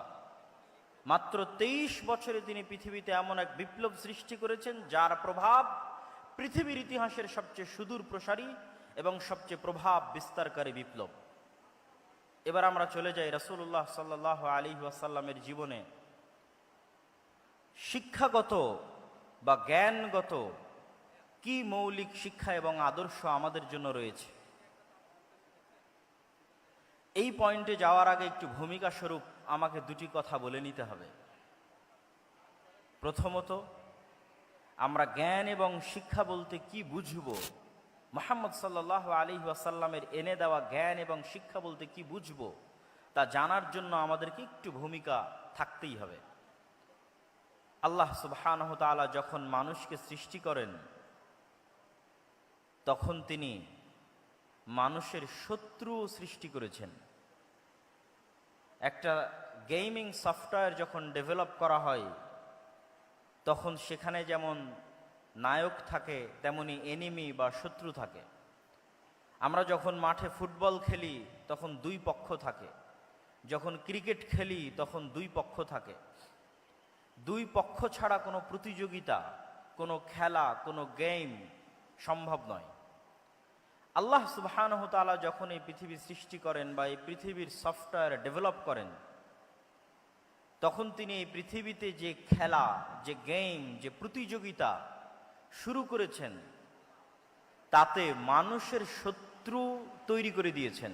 না হলে মানুষ খেলবে কার বিরুদ্ধে, কার সাথে লড়াই করে টিকে থাকবে দুনিয়াতে, কার বিরুদ্ধে যুদ্ধে জয়লাভ করার জন্য তাকে পরকালে পুরস্কার দেওয়া হবে, কার বিরুদ্ধে যুদ্ধ করে পরাজিত হওয়ার জন্য তাকে জাহান্নামে নিক্ষেপ করা হবে। গেম এবং খেলা হতে হবে উভয় পক্ষের পক্ষ থেকে, এবং রেফারিকে হতে হবে ন্যায় বিচারক, এবং সকলকে লেভেল প্লেয়িং ফিল্ড দিতে হবে। যেমনটা নির্বাচনের সময় বলা হয় যে সকল দলকে লেভেল প্লেয়িং ফিল্ড দেওয়া হোক, যেন সমানভাবে সে তার শক্তিকে কাজে লাগাতে পারে। ঠিক এই পৃথিবী ডেভেলপ করার সময় আল্লাহ সুবহানাহু ওয়া তাআলা মানুষ এবং মানুষের শত্রু একই সাথে সৃষ্টি করে দিয়েছেন। একই সময় মানুষের সেই চিরন্তন শত্রু হচ্ছে ইবলিস, এবং ইবলিসের সেনাবাহিনী শায়াতিনাল ইনসি ওয়াল জিন, জিনদের মধ্যে থেকে শয়তান এবং মানুষদের মধ্যে থেকে শয়তান, তাদের সর্দার হচ্ছে ইবলিস। তাদের সাথে চিরন্তন যুদ্ধ আল্লাহ সুবহানাহু ওয়া তাআলা শুরু করে দিয়েছেন মানুষের। আপনি পবিত্র কোরআনের প্রথম থেকে নিয়ে শেষ পর্যন্ত অধ্যয়ন করেন, আল্লাহ সুবহানাহু ওয়া তাআলা আপনার শত্রু হিসেবে কাকে চিহ্নিত করছেন। যে আপনার গীবত করে, অপবাদ দেয়, আপনার জমি জায়গা দখল করে নিয়েছে তাকে, যে ইসরায়েল ফিলিস্তিনে মুসলমানদেরকে হত্যা করছে তাকে, যে ব্রাহ্মণ্যবাদী কট্টরপন্থী যারা মুসলমানদের উপর অত্যাচার করছে তাকে? জি না, আল্লাহ সুবহানাহু ওয়া তাআলা পবিত্র কোরআনে বারবার মানুষের জন্য শত্রু হিসেবে চিহ্নিত করেছেন শয়তানকে। ইন্নাশ শাইতানা লাকুম আদুউম মুবিন, শয়তান তোমাদের জন্য চিরন্তন এবং চিরস্থায়ী শত্রু। এই জন্য আপনি যখন কোরআন তেলাওয়াত করতে যান তখন আল্লাহ সুবহানাহু ওয়া তাআলা আপনাকে শিখিয়ে দিয়েছে যে কোরআন তেলাওয়াতের পূর্বে তুমি বলো আউযু বিল্লাহি মিনাশ শাইতানির রাজিম, যে হে আল্লাহ আমি বিতাড়িত শয়তান থেকে পরিত্রাণ চাচ্ছি। শয়তানের অস্তিত্ব কতটা বাস্তব, শয়তান মানুষের কতটা ভয়ঙ্কর শত্রু, যে কোরআনের তেলাওয়াত পর্যন্ত শুরু হচ্ছে শয়তান থেকে পরিত্রাণ চেয়ে। পবিত্র কোরআনের শুরু থেকে নিয়ে শেষ পর্যন্ত এবং রাসূল সাল্লাল্লাহু আলাইহি ওয়াসাল্লামের হাদিসকে যদি আপনি সামনে রাখেন, রাসূলুল্লাহ সাল্লাল্লাহু আলাইহি ওয়াসাল্লামের জীবনীকে যদি আপনি সামনে রাখেন, প্রতিটি কর্মকে যদি আপনি সামনে রাখেন, তাহলে দেখবেন রাসূল সাল্লাল্লাহু আলাইহি ওয়াসাল্লাম প্রত্যেকটা আদেশ, প্রত্যেকটা নিষেধ, প্রত্যেকটা দোয়া, প্রত্যেকটা জিকির তিনি শয়তানের বিরুদ্ধে দিয়েছেন।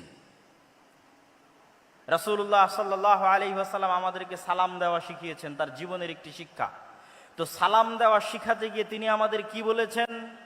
যদি তোমাদের কেউ বাড়িতে প্রবেশ করার সময় সালাম দেয়, তাহলে শয়তান বলে লা মাবিতা লাকুম ওয়ালা আশা আলাকুম, এই বাড়িতে তোমাদের থাকার জায়গা নাই, খাওয়ার জায়গা নাই, এই বাড়ি থেকে বের হয়ে যাও। আর যখন তোমাদের কেউ রুমে, ঘরে, বাড়িতে প্রবেশ করার সময় সালাম না দেয়, তখন শয়তান বলে এই বাড়ি তোমাদের থাকার জায়গা, এই বাড়ি তোমাদের খাওয়ার জায়গা। শিখালেন সালাম আর কানেক্ট করলেন শয়তানের সাথে। রাসূলুল্লাহ সাল্লাল্লাহু আলাইহি ওয়াসাল্লাম আমাদেরকে শিখালেন খাওয়ার সময় বিসমিল্লাহ বলতে হবে, কিন্তু কানেক্ট করছেন কার সাথে? যদি তোমাদের মধ্যে কেউ খাওয়ার সময় ইদা আকালা আহাদুকুম ওয়ালাম ইয়াযকুর ইসমাল্লাহ, যদি তোমাদের কেউ খাবার গ্রহণ করে আর বিসমিল্লাহ না বলে, ইয়াকুলু মাআহু শাইতান, তাহলে শয়তান তার সাথে ওই খাদ্য গ্রহণ করে। শিখালেন বিসমিল্লাহ, কিন্তু সম্পৃক্ত করছেন শয়তানের সাথে। আপনি রাসূলুল্লাহ সাল্লাল্লাহু আলাইহি ওয়াসাল্লামের পুরো জীবনী উঠিয়ে ফেলেন, প্রত্যেকটা ধাপে, প্রত্যেকটা পদক্ষেপে, প্রত্যেকটা আদেশে শয়তান থেকে বাঁচতে, শয়তানের বিরুদ্ধে পদক্ষেপ গ্রহণ করা হয়েছে। তার মানে শয়তান অবাস্তব, অকল্পনীয় কিছু নয়। আমাদের চিরন্তন যে গেম আল্লাহ সুবহানাহু ওয়া তাআলা শুরু করে দিয়েছেন খেলা, এটি শয়তানের বিরুদ্ধে। এবং এই গেমকে, এই খেলাকে লেভেল প্লেয়িং ফিল্ড করার জন্য আল্লাহ সুবহানাহু ওয়া তাআলা মানুষের পক্ষে কিছু ঘোষণা দিয়ে রেখেছেন, শয়তানের পক্ষে কিছু ঘোষণা দিয়ে রেখেছেন। শয়তানের পক্ষে দুটি ঘোষণা। এক, ইবলিসকে পৃথিবীর সবচেয়ে ভয়ঙ্কর শক্তিশালী মেকানিজম আল্লাহ দিয়ে দিয়েছেন। আজকের এই উন্নত আধুনিক বিশ্বে মানুষ কত উন্নত, তারপরও মানুষ অন্তর থেকে অন্তরে কথা ট্রান্সফার করতে পারে না। মোবাইলের হোয়াটসঅ্যাপের মেসেজ বলেন, মেসেঞ্জারের মেসেজ বলেন, আজকে আমার আলোচনা বলেন, লাইভ ভিডিও বলেন, প্রত্যেকটাই আমাদের কান দিয়ে শুনতে হয়। আজকে যদি আমি আমার অন্তর থেকে আপনাদের অন্তরে মেসেজ ট্রান্সফার করতে পারতাম, আমাকে চিল্লিয়ে বলা লাগতো না, মেসেজে লেখা লাগতো না যেটা আপনি পড়বেন। কেন পড়ার দরকার? কেনই বা শোনার দরকার? আমাকে আল্লাহ এই মেকানিজম দিলে আমি এখানে বসে থেকে আপনাদের অন্তরে মেসেজ দিয়ে দিতাম। কিন্তু এই শক্তিশালী পাওয়ারফুল মেকানিজম আল্লাহ কাকে দিয়েছেন? আপনাদের জিজ্ঞেস করছি, কাকে দিয়েছেন? একটু জোরে বলেন তো, কাকে দিয়েছেন? শয়তানকে দিয়েছেন। ইউসবিসু ফি সুদুরিন নাস, মানুষের অন্তরে সরাসরি ডাইরেক্টলি মেসেজ দিতে পারে শয়তান, ওয়াসওয়াসা দিতে পারে শয়তান। মানুষ দ্বিধায় পড়ে যাবে, তার অন্তরে এখন যে কল্পনা চলছে, এই কল্পনা তার না শয়তানের দেওয়া, আমি আপনি কেউ জানি না। আমরা প্রত্যেক সময়ে যে কাজ করার সিদ্ধান্ত নিচ্ছি এবং আমাদের অন্তরে কথা উদিত হচ্ছে, এই প্রত্যেকটি উদিত হওয়া কথা আমার নিজের না শয়তানের পক্ষ থেকে আমরা জানি না। রাসূলুল্লাহ সাল্লাল্লাহু আলাইহি ওয়াসাল্লাম বলেছেন, এমন কোন মানুষ নেই ইল্লা ওয়ালাহু কারিনান যার সাথে দুইজন বন্ধু সব সময় থাকে না। কারিনুম মিনাল মালাইকা ওয়া কারিনুম মিনাশ শাইতান, একজন থাকে ফেরেশতা বন্ধু, আরেকজন থাকে শয়তান বন্ধু। প্রত্যেক মানুষের সাথে সব সময় দুইজন বন্ধু তার সাথে আছে, এক ফেরেশতা বন্ধু, দুই শয়তান বন্ধু। তার অন্তরে প্রত্যেক যা কল্যাণকর কাজের ইচ্ছা জাগে তা সে ফেরেশতার পক্ষ থেকে ইলহাম, আর তার অন্তরে প্রত্যেক যা অকল্যাণকর কাজের ইচ্ছা জাগে তা সে ওয়াসওয়াসা, শয়তানের পক্ষ থেকে। আজকে আপনারা এখানে উপস্থিত হয়েছেন, আমি উপস্থিত হয়েছি, এই যে আমাদের অন্তরে এখানে আসার ইচ্ছা জাগ্রত হয়েছে, এই কল্যাণকর কাজের জন্য আমাদের ফেরেশতা বন্ধুর পক্ষ থেকে আমাদের অন্তরে কথা দেওয়া হয়েছে, আমাদের অন্তরে ইচ্ছা জাগ্রত করা হয়েছে। যাই সকালে যখন ফজরে ঘুমিয়ে থাকছি, রাসূলুল্লাহ সাল্লাল্লাহু আলাইহি ওয়াসাল্লাম তখনও বলেছেন শয়তানের কথা। যদি বাস্তব না হতো তিনি কেমনে বলতেন? তিনি বলছেন শয়তান তখন মানুষের মাথার কাছে গিয়ে বলে, নাম নাম নাম ইন্নাল লাইলা লাতাবিল, হে আদমের সন্তান ঘুমিয়ে থাকো, ঘুমিয়ে থাকো, রাত এখনো অনেক লম্বা। তাহলে আপনি মনে করছেন আমি আমার আরামের জন্য ফজরে ঘুমিয়ে আছি, আর আল্লাহর নবী বলছেন না, আপনার আরামের জন্য নয়, শয়তান আপনার অন্তরে দিচ্ছে তুমি এখন ঘুমিয়ে থাকো। সম্মানিত উপস্থিতি, তাহলে আল্লাহ সুবহানাহু ওয়া তাআলা ইবলিসকে দুইটা ছাড় দিয়েছে। এক, সরাসরি আমাদের অন্তরে কথা দিতে পারে ইবলিস। দুই, কিয়ামত পর্যন্ত তার হায়াত বাড়িয়ে দেওয়া হয়েছে। যতদিন আদম আর আদমের সন্তানেরা পৃথিবীতে বসবাস করবে, ততদিন আদম আর আদমের সন্তানদেরকে শত্রুতামূলক জাহান্নামে নিয়ে যাওয়ার দৃঢ় প্রতিজ্ঞ এবং দৃঢ় পণ নিয়ে কাজ করে যাবে ইবলিস এবং তার সাঙ্গপাঙ্গ এবং সেনাবাহিনী। তাদের ওয়াদার কথা আল্লাহ নিজে কোরআন মাজিদে বলেছেন যে ইবলিস এই মর্মে ওয়াদাবদ্ধ যে আমি একাই জাহান্নামে যাব না, আদম সন্তানদেরকে সাথে নিয়ে জাহান্নামে যাব। এই শত্রুতার ঘোষণা আল্লাহ সুবহানাহু ওয়া তাআলা কোরআনে দিয়েছেন। তাহলে ইবলিস এবং শয়তান যদি অবাস্তব হতো, তাহলে কোরআন আর আল্লাহর নবীর জীবনীতে এইভাবে তিনি শয়তানের প্রতি গুরুত্ব আরোপ করতেন না। সম্মানিত উপস্থিতি, তাহলে এবার লেভেল প্লেয়িং ফিল্ডে ইবলিসের ক্ষমতা অনেক বেশি। তাহলে আদম সন্তানের জন্য কি থাকলো, আমার এবং আপনার জন্য কি থাকলো? কি দিয়ে আমরা শয়তানের বিরুদ্ধে এই যুদ্ধে বিজয়ী হব? এটি রাসূল সাল্লাল্লাহু আলাইহি ওয়াসাল্লামের জীবনের সবচেয়ে বড় মৌলিক শিক্ষা। মহান আল্লাহ সুবহানাহু ওয়া তাআলা পবিত্র কোরআন মাজিদে বলছেন, কুল নাহবিতু মিনহা জামিআ ফাইম্মা ইয়াতিয়ান্নাকুম মিন্নী হুদান ফামান তাবিআ হুদায়া ফালা খাউফুন আলাইহিম ওয়ালা হুম ইয়াহজানুন। আল্লাহ সুবহানাহু ওয়া তাআলা আদেশ দিলেন ইবলিসকে আসমান থেকে নেমে যাওয়ার জন্য, আদেশ দিলেন আদম এবং হাওয়াকে জান্নাত থেকে নেমে যাওয়ার জন্য। আদম এবং হাওয়া আর ইবলিসের গল্প কাল্পনিক নয়, পৃথিবীর সব ধর্ম বইয়ে লেখা আছে। ইহুদিদের বাইবেলে, ইহুদিদের তাওরাতে লেখা আছে, খ্রিস্টানদের বাইবেলে লেখা আছে, মুসলমানদের কোরআনে লেখা আছে। কমন গল্প, সেম কমন।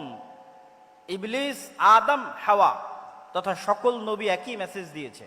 আমাদের সৃষ্টি রহস্য সম্পর্কে সেম মেসেজ দিয়েছেন সকল নবী। তাহলে আল্লাহ সুবহানাহু ওয়া তাআলা বলছেন, আমি ইবলিসকে বললাম আসমান থেকে নেমে যাও, আদমকে বললাম জান্নাত থেকে নেমে যাও। তারপরে ফাইম্মা ইয়াতিয়ান্নাকুম মিন্নী হুদান ফামান তাবিআ হুদায়া, আজ থেকে ইবলিস আর আদম পরস্পরের শত্রু। ইবলিসকে দিয়ে দিলাম এই ক্ষমতা, আর আদমের জন্য কি দিব? আমার পক্ষ থেকে হেদায়েত যাবে আদমের জন্য। ফাইম্মা ইয়াতিয়ান্নাকুম মিন্নী হুদা, আমার পক্ষ থেকে দিক নির্দেশনা যাবে, গাইডলাইন যাবে, কিভাবে তোমরা শয়তানের বিরুদ্ধে যুদ্ধ করবে, শয়তানের বিরুদ্ধে কিভাবে টিকে থাকবে তার ইনস্ট্রাকশন যাবে। নতুন যখন ফ্রিজ কিনেন, কম্পিউটার কিনেন, যে কোনো মেশিনারিজ কিনেন, তখন গাইডলাইন থাকে, ইনস্ট্রাকশন থাকে। যে কোনো গেম যখন আপনি শুরু করবেন খেলা, গাইডলাইন দেওয়া আছে কিভাবে এই গেমটা আপনি খেলবেন। তো এই পৃথিবীতে আপনি শয়তানের বিরুদ্ধে কিভাবে খেলবেন এবং জিতবেন, হারবেন না, তার দিক নির্দেশনা, গাইডলাইন আল্লাহ পাঠাবে। এটা আল্লাহর ওয়াদা, কোরআনে আল্লাহ বলছেন, ফামান তাবিআ হুদায়া ফালা খাউফুন আলাইহিম ওয়ালা হুম ইয়াহজানুন। আমার পাঠানো এই গাইডলাইন, দিক নির্দেশনা যদি মানুষ মেনে নেয়, তাহলে দুনিয়াতে তাদের জন্য কোনো ভীত সন্ত্রস্ত হওয়ার সুযোগ নেই, আর পরকালে আফসোস করার কোনো সুযোগ নেই। দুনিয়াতে কোনো ভয় নাই, পরকালে কোনো আফসোস নাই। তাহলে ওই গাইডলাইনই নবীদের মাধ্যমে আসে কিতাব হিসেবে। ওই গাইডলাইনটা পৌঁছে দেওয়ার জন্য আল্লাহ নবীদের মাধ্যমে কিতাব পাঠান, যার সর্বশেষ কিতাব এবং সর্বশেষ নবী মুহাম্মদ সাল্লাল্লাহু আলাইহি ওয়াসাল্লাম এবং কোরআন। এই জন্য কোরআন আর মুহাম্মদ সাল্লাল্লাহু আলাইহি ওয়াসাল্লামের প্রথম কাজ হচ্ছে মানুষকে শয়তান সম্পর্কে জানানো। শয়তান তোমাদের চিরন্তন শত্রু, জানো, এর থেকে বাঁচতে এই করতে হবে। লেভেল প্লেইং ফিল্ড করার জন্য দ্বিতীয় মানুষের জন্য মহান আল্লাহ সুবহানাহু ওয়া তাআলার ঘোষণা। যতই আল্লাহ মানুষের জন্য দিক নির্দেশনা গাইডলাইন পাঠাক, তারপরও ইবলিসের ক্ষমতা বেশি। ইবলিস সরাসরি আমার অন্তরে মেসেজ দিতে পারে, আমরা ধোঁকা খেয়ে যাই, মনে করি এটা আমার ইচ্ছা, অতএব চলো আমি এখন গান শুনবো, অতএব চলো এখন অবৈধ রিলেশনশিপে ব্যস্ত হব। যে কোনো অন্যায় কাজ, সেই অন্যায় কাজে আমি মনে করি আমার শান্তি, আমার আনন্দের জন্য করছি, কিন্তু আসলে ইবলিস দিচ্ছে। এইটার জ্ঞান কয়জনের কাছে আছে? কয়টা ইউনিভার্সিটি আপনাকে এই জ্ঞান দিবে? কয়টা কলেজ আপনাকে এই জ্ঞান দিবে? পৃথিবীর কোনো পিএইচডি থিসিস, কোনো মাস্টার্সের থিসিস, কোনো সিলেবাসে আপনাকে এই জ্ঞান দেওয়া হবে না যে শয়তান পৃথিবীতে আছে এবং আপনার অন্তরের উপর তার কন্ট্রোল ক্ষমতা আছে। নাই, পৃথিবীতে কেউ আপনাকে এই জ্ঞান দেবে না। পৃথিবীতে যেখানে যাবেন সবাই আপনাকে বলবে তুমি তোমার মন মতো চলো, তোমার মনে যেটা ভালো লাগে সেটা করো। একমাত্র আল্লাহ, কোরআন এবং আল্লাহর নবী বলবে না, ফুল স্টপ। তুমি জানোই না কোনটা তোমার ইচ্ছা আর কোনটা শয়তান তোমার অন্তরে দিয়েছে। আর কেন পৃথিবীর মানুষ আপনাকে এটি থেকে সতর্ক করবে না? কেন পৃথিবীর কোনো ইউনিভার্সিটি, কোনো সিলেবাস, কোনো কারিকুলামে বলা নাই যে পৃথিবীতে শয়তান আছে এবং তার থেকে আপনাকে বাঁচতে হবে? শয়তান এইভাবে কাজ করে আর আপনাকে তার বিরুদ্ধে এইভাবে যুদ্ধ করতে হবে, এরকম কোনো গাইডলাইন, কোনো সিলেবাস কেন নাই? এই জন্য যে যখনই মানুষ শয়তান সম্পর্কে সচেতন হবে, অসংখ্য ব্যবসা, অসংখ্য বিজনেস বন্ধ হয়ে যাবে। অসংখ্য ব্যবসা, অসংখ্য বিজনেস বন্ধ হবে যদি আপনি আপনার সাইকোলজিকে ম্যানিপুলেট করতে না পারে। তাহলে যত সামাজিক যোগাযোগ মাধ্যম আছে যারা মানুষের মনোযোগকে ধরে রাখার জন্য জাস্ট মানুষের সাইকোলজি কিভাবে কাজ করে, কিভাবে মানুষকে ফেসবুক, ইউটিউব, টুইটারে ব্যস্ত রাখা যাবে এর জন্য গবেষণা করে তার ফিচার সাজায়। আপনি যখন নিজের মনের বিরুদ্ধে যুদ্ধ করবেন তখন এগুলো লস প্রজেক্ট, আর যখন আপনি নিজের মন মতো চলবেন তখন এগুলো প্রত্যেকটা প্রজেক্ট লাভজনক। যখন আপনি নিজের মনের বিরুদ্ধে গিয়ে পর্দা করবেন তখন ফ্যাশন ইন্ডাস্ট্রিজ বন্ধ হয়ে যাবে, আর যখন মন মতো চলবেন তখন ফ্যাশন ইন্ডাস্ট্রিজের বিজনেস চলবে। এরকম প্রত্যেকটা ধাপ আছে যা শয়তান ম্যানুফ্যাকচার করে রেখেছে পৃথিবীর মানুষকে ভুলিয়ে রাখার জন্য। এটি আমি বলছি না, আল্লাহ সুবহানাহু ওয়া তাআলা বলছেন, আলহাকুমুত তাকাসুর, হে দুনিয়ার মানুষ, তোমাদেরকে শয়তান দুনিয়ার লোভ লালসা দিয়ে এমন ভাবে ভুলিয়ে রাখবে। কি ভুলিয়ে রাখবে? কি ভুলিয়ে রাখবে? সালাতের কথা? জি না। শয়তান আপনাকে কি ভুলিয়ে রাখবে? সিয়ামের কথা? জি না। শয়তান আপনাকে ভুলিয়ে রাখবে মৃত্যুর কথা। আলহাকুমুত তাকাসুর হাত্তা যুরতুমুল মাকাবির, কবরে না যাওয়া পর্যন্ত আমার এবং আপনার মনে হওয়ার চান্স নাই যে আমি আপনি মারা যেতে পারি। আজকের পৃথিবী এতটা ব্যস্ততম পৃথিবী, আজকের টেকনোলজি এতটা ব্যস্ততম, আজকের মোবাইল, আজকের টেকনোলজি, সামাজিক যোগাযোগ মাধ্যম মানুষকে এমনভাবে আঁকড়ে ধরে আছে, অবৈধ সম্পর্ক মানুষকে এমনভাবে আঁকড়ে ধরে আছে, ক্যারিয়ারের চিন্তা, দুনিয়ার চিন্তা এমনভাবে আঁকড়ে ধরে আছে যে আপনি মাসকে মাস, বছরকে বছর চিন্তা করতে পারবেন না যে আপনি মারা যাবেন। হাত্তা যুরতুমুল মাকাবির, আর এটাই শয়তানের টার্গেট, যেন আপনি কোনোদিন ভুলেও স্মরণ না হয় যে আপনি মারা যাবেন। কেননা যখনই স্মরণ হবে আপনি মারা যাবেন তখনই আপনার মধ্যে অস্থিতিশীলতা কাজ করবে, আপনি শান্তি খুঁজবেন। তখনই তো আপনাকে কোরআন বলবে তোমার চিরন্তন শত্রু হচ্ছে শয়তান। সম্মানিত উপস্থিতি, তাহলে কি আলোচনা করছিলাম? যতই আল্লাহ সুবহানাহু ওয়া তাআলা আমাদের জন্য গাইডলাইন দিক, তারপরেও পাওয়ারফুল ইবলিস আমার অন্তরে মেসেজ দেওয়ার জন্য। তাহলে আমার জন্য ছাড় কোথায়, অফার কোথায়? আল্লাহ সুবহানাহু ওয়া তাআলা এবার আমাদের জন্য ছাড় এবং অফারের ঘোষণা দিচ্ছেন। এটা হচ্ছে ইসলামের আরেকটি বড় মৌলিক মূলনীতি। সেটি কি? শয়তান মানুষকে গাইডলাইন থাকার পরেও ওয়াসওয়াসা দেওয়ার মাধ্যমে পথভ্রষ্ট করতো যত গুনাহ করাবে, যত গুনাহ করাবে, যত ভয়ঙ্কর থেকে ভয়ঙ্কর গুনাহ হোক না কেন, শিরকের মতো গুনাহ হোক, হত্যার মতো গুনাহ হোক, জেনা ব্যভিচারের মতো গুনাহ হোক, যত বেশি পরিমাণে গুনাহ হোক না কেন, আসমান জমিন ভর্তি গুনাহ হোক না কেন, আল্লাহ সুবহানাহু ওয়া তাআলার পক্ষ থেকে মানুষের জন্য অফার, শয়তানের বিরুদ্ধে যাওয়ার জন্য, শয়তানকে পরাজিত করার জন্য, যে এত বিশাল লম্বা গুনাহের পরেও মানুষ যদি অনুসূচিত হয়ে আল্লাহ সুবহানাহু ওয়া তাআলাকে বলে, হে আল্লাহ আমার ভুল হয়ে গেছে, আপনি আমাকে ক্ষমা করে দিন, তাহলে মানুষের কে গুনাহ করার জন্য শয়তান যা চেষ্টা করেছে, যা পরিশ্রম করেছে, সকল চেষ্টা সকল পরিশ্রমকে পণ্ড করে দিয়ে আল্লাহ সুবহানাহু ওয়া তাআলা মানুষকে ক্ষমা করে দিবেন। বলেন আল্লাহু আকবার। এই একটা অফার দিয়ে মানুষ জান্নাতে চলে যাবে, কিন্তু মানুষকে ক্ষমা তো চাইতে হবে। ইসলামে এমন কোনো গুনাহ নাই যেই গুনাহের ক্ষমার রাস্তা আল্লাহ সুবহানাহু ওয়া তাআলা দেননি। ইসলামে ক্ষমার অযোগ্য কোনো অপরাধ নাই। হ্যাঁ, তবে শ্বাস থাকা পর্যন্ত, আপনি মৃত্যুবরণ করলেন কিয়ামতের মাঠে, তখন শুধু একটা গুনাহ ক্ষমা হবে না, সেটা শিরক। যা আমি আসবো, যে ইসলামের সবচেয়ে বড় মৌলিক শিক্ষার একটি হচ্ছে তাওহীদ এবং শিরক না করা, আসবো ইনশাল্লাহ ধীরে ধীরে। তাহলে জীবদ্দশায় যতক্ষণ নিঃশ্বাস আছে ততক্ষণ এমন কোনো অপরাধ নাই যেই অপরাধ ক্ষমার অযোগ্য আল্লাহর দরবারে। প্রত্যেকটা অপরাধ ক্ষমার যোগ্য হতে মানুষকে ক্ষমা চাইতে হবে। যদি মানুষের সাথে সম্পৃক্ত অপরাধ হয় তো মানুষের কাছে ক্ষমা চাইবে। যদি মানুষের হক মেরে নেওয়া সংক্রান্ত অপরাধ হয় তো মানুষের হক আদায় করে দিবে।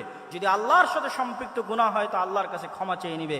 এই ক্ষমা চাওয়ার মাধ্যমে সেই ইবলিসকে পরাজিত করবে। কিন্তু ইবলিস আপনার অন্তরে ভয় দিবে। ইবলিসের একটা বড় বিজনেস হচ্ছে মানুষকে দারিদ্রতার ভয় দেখায়, মানুষকে নিরাশা করে। লা তাকনাতু মির রাহমাতিল্লাহ। ইবলিস আপনাকে ভয় দেখাবে, আপনি অনেক বড় গুনাহগার, আপনি ক্ষমা চাইতে পারেন না, আল্লাহর দরজা আপনার জন্য বন্ধ হয়ে গেছে, আপনার অন্তরে হতাশা সৃষ্টি করবে। এটাই শয়তানের বিরুদ্ধে যুদ্ধ, যে ইসলামে কোনো হতাশা নাই। আপনি গুনাহগার যত বড়ই হন না কেন, আল্লাহ সুবহানাহু ওয়া তাআলার কাছে ক্ষমা চাইলে আল্লাহ ক্ষমা করে দিবে। এবং ইসলামে দারিদ্রতারও কোনো ভয় নাই। সেই পয়েন্টগুলো তো আমি আসবো ইনশাআল্লাহ। তাহলে শয়তানের এই আলোচনা থেকে এতটুকু কি পরিষ্কার হলো যে নবী এবং রাসূলকে পাঠানো হয়েছে, কোরআনকে পাঠানো হয়েছে মানুষকে একটা গাইডলাইন দেওয়ার জন্য, শয়তানের বিরুদ্ধে যুদ্ধ করার জন্য। কিন্তু এই জ্ঞান, এই যে গাইডলাইনের যে জ্ঞান, শয়তানের অস্তিত্বের যে জ্ঞান, এই জ্ঞানগুলো একসময় পৃথিবী থেকে উঠে যাবে এবং মানুষ পশুতে পরিণত হয়ে যাবে। রাসূলুল্লাহ সাল্লাল্লাহু আলাইহি ওয়াসাল্লাম বলছেন, ইন্নাল্লাহা লা ইয়াকবিদুল ইলমা ইনতিজাআন ইয়ানতাজিউহু মিনাল ইবাদ ওয়ালাকিন ইয়াকবিদুল ইলমা বিকবদিল উলামা। আল্লাহ সুবহানাহু ওয়া তাআলা জ্ঞানকে ছিনিয়ে নেন না। আল্লাহ সুবহানাহু ওয়া তাআলা জ্ঞানকে ছিনিয়ে নেন না, বরং আল্লাহ সুবহানাহু ওয়া তাআলা জ্ঞানকে উঠিয়ে নেন আলেমদের মৃত্যুর মাধ্যমে। জ্ঞান উঠে যাবে। রাসূলুল্লাহ সাল্লাল্লাহু আলাইহি ওয়াসাল্লাম আরেক হাদিসে বলেছেন, ইউরফাউল ইলম ওয়া ইউনজালুল জাহল। জ্ঞান উঠে যাবে, মূর্খতা বর্ষণ করা হবে পৃথিবীতে।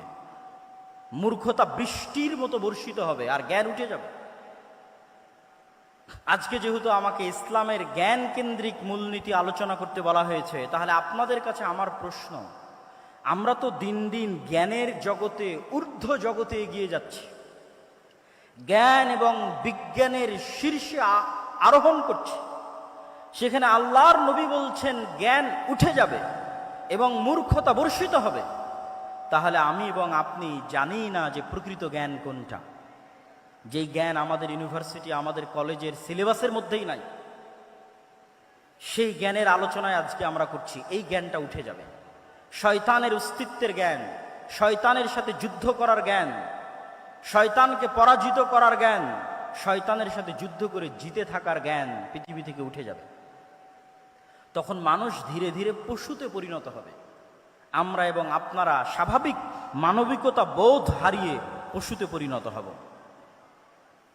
সম্মানিত উপস্থিতি, এখন আসি আমরা শয়তানকে পরাজিত করব কিভাবে। রাসূলুল্লাহ সাল্লাল্লাহু আলাইহি ওয়াসাল্লাম তার জীবনী থেকে কি এমন শিক্ষা আমাদেরকে দিয়ে গেছেন যার মাধ্যমে আমরা শয়তানকে পরাজিত করতে পারি। রাসূলুল্লাহ সাল্লাল্লাহু আলাইহি ওয়াসাল্লাম ওই হাদিসটি যখন বললেন যে প্রত্যেক মানুষের সাথে দুইজন বন্ধু আছে, একজন শয়তান, একজন ফেরেশতা, তখন এক সাহাবী আল্লাহর নবীকে জিজ্ঞেস করছে, আল্লাহর নবী, আপনার সাথেও কি শয়তান বন্ধু আছে? এটি খুবই আশ্চর্যজনক একটি হাদিস। এখান থেকে আমাদের আজকের আলোচনা শুরু হবে। তখন রাসূলুল্লাহ সাল্লাল্লাহু আলাইহি ওয়াসাল্লাম বলছেন, হ্যাঁ আমার সাথেও শয়তান আছে, তবে আমার শয়তান ইসলাম গ্রহণ করেছে, বা শাব্দিক অর্থ বললে আত্মসমর্পণ করেছে, সারেন্ডার করেছে। ইসলাম শব্দের শাব্দিক অর্থ কিন্তু আত্মসমর্পণ করা, সারেন্ডার করা। তাহলে আল্লাহর নবীর সাথেও শয়তান আছে, কিন্তু তার শয়তান আত্মসমর্পণ করেছে, সারেন্ডার করেছে। এখন প্রশ্ন, আমাদের সাথে যে শয়তান আছে সে কিভাবে আত্মসমর্পণ করবে, সে কিভাবে সারেন্ডার করবে? শাহ ওলিউল্লাহ মুহাদ্দিস দেহলভী তার হুজ্জাতুল্লাহিল বালেগার মধ্যে লিখছেন, এই হাদিসকে সামনে রেখে তিনি আলোচনা করছেন যে মানুষের অন্তরে সবসময় দুটো গ্রুপের লড়াই চলে, রূহে রব্বানি আর নফসে শয়তানি। মানুষের যে রুহের জগতে ছিল, সেই রূহ আল্লাহকে মানার ওয়াদা করেই পৃথিবীতে এসেছে। তাহলে প্রত্যেকটা মানুষ জন্মগতভাবে মুসলিম।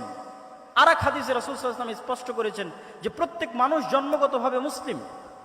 তাহলে রূহে রব্বানি, যেই রূহে রব্বানির মাধ্যমে ফেরেশতা ইলহাম দেয় আপনার অন্তরে ভালো কাজের, আর নফসে শয়তানি, যার মাধ্যমে শয়তান ওয়াসওয়াসা দেয় মন্দ কাজের, এই দুটার যুদ্ধ সবসময় চলতে থাকে। এখন মানুষ তার স্বভাব চরিত্র দিয়ে, তার কাজ দিয়ে কোনটাকে তার অন্তরে বিজয়ী করবে আর কোনটাকে তার অন্তরে পরাজিত করবে, সেটির সিদ্ধান্ত মানুষের। একটা হচ্ছে রূহে রব্বানি, যার মাধ্যমে ফেরেশতা কাজ করে, নফসে শয়তানি, যার মাধ্যমে শয়তান কাজ করে। আপনি যদি নফসে শয়তানিকে পরাজিত করতে চান, তাহলে ফেরেশতাকে জিততে দিতে হবে। ফেরেশতাকে জিততে দেন, অটোমেটিক শয়তান আপনার অন্তরে সংকুচিত হয়ে যাবে, পরাজিত হয়ে যাবে। ফেরেশতাকে জিততে দিবেন কিভাবে? আপনাকে আরেকটা ইসলামের মৌলিক শিক্ষা বলে যাই। সবসময় দেখবেন রাসূল সাল্লাল্লাহু আলাইহি ওয়াসাল্লাম এবং আল্লাহ সুবহানাহু ওয়া তাআলা ফেরেশতা আর শয়তানকে পরস্পরের মুখোমুখি করে দাঁড় করিয়েছে। লা তাদখুলুল মালাইকাতু ফি বাইতিন, ওই বাড়িতে রহমতের ফেরেশতা প্রবেশ করে না যেই বাড়িতে ছবি মূর্তি আছে, যেই বাড়িতে কুকুর আছে। তাহলে কি দাঁড়ালো? ফেরেশতারা কি সবসময়? ফেরেশতারা হচ্ছে লা ইয়ামাসসুহু ইল্লাল মুতাহহারুন, ফেরেশতারা সবসময় পবিত্র থাকে। তাহলে কি দাঁড়ালো? ফেরেশতা ছবি মূর্তি পছন্দ করে না, ফেরেশতা কুকুর পছন্দ করে না, ফেরেশতা সবসময় পবিত্র থাকে। আর এক হাদিসে রাসূল সাল্লাল্লাহু আলাইহি ওয়াসাল্লাম বলছেন, মা মিন মাওদিউ শিবরিন, আসমানের এমন কোনো এক বিঘত জায়গাও খালি নাই, ইল্লা, যেই জায়গায় এমন কোনো ফেরেশতা নাই যে হয় সিজদারত আছে, না হয় রুকুরত আছে, না হয় আল্লাহ সুবহানাহু ওয়া তাআলার তাসবিহ এবং তাহলিল পাঠরত আছে। সুবহানাল্লাহি বিহামদিহি সুবহানাল্লাহিল আযীম, আল্লাহ সুবহানাহু ওয়া তাআলার বড়ত্ব এবং মহত্ব বর্ণনা করা অবস্থায় আছে। তাহলে সারমর্ম দাঁড়াচ্ছে, আপনি যদি ফেরেশতাকে জিততে দিতে চান, তাহলে ফেরেশতার স্বভাব আপনার মধ্যে বেশি বেশি নিয়ে আসতে হবে। আপনি আজকে থেকে প্র্যাকটিক্যাল বাস্তবায়ন করেন, থিওরি তো বললাম, প্র্যাকটিক্যাল বাস্তবায়ন করেন। আপনি এখন থেকে উঠে গিয়ে কোনো সময় অপবিত্র হবেন না, কেননা ফেরেশতা অপবিত্র নয়, পবিত্র। যখনই আপনার অজু ভাঙবে তখনই অজু করবেন, যখনই ফরজ গোসল হবে তখনই গোসল করবেন, তথা আপনি সব সময় পবিত্র থাকতেছেন। মানে আপনার অন্তরে আপনি রূহে রব্বানি, ফেরেশতা শক্তিকে বিজয়ী হওয়ার সুযোগ করে দিচ্ছেন। আর আপনার অন্তরে অটোমেটিক শয়তান তখন সংকুচিত হয়ে যাবে, পলাতক এবং পরাজিত হয়ে যাবে। ওই যে আল্লাহর নবী বলল, আমার শয়তান আত্মসমর্পণ করেছে, আপনার শয়তান আত্মসমর্পণ করবে। আপনি ছবি মূর্তি থেকে দূরে সরে যান, আপনি তাসবিহ এবং তাহলিল পাঠ করেন, জিকির এবং আযকার করেন, এগুলো ফেরেশতার স্বভাব। তখন আপনার অন্তরে রূহে রব্বানি বিজয়ী হবে। আর যদি আপনি মনে করেন আপনি আপনার অন্তরে ফেরেশতাকেই পরাজিত করবেন আর শয়তানকে বিজয়ী করবেন, তাহলে বেশি খেতে হবে, বেশি ঘুমাতে হবে, বেশি অপবিত্র থাকতে হবে।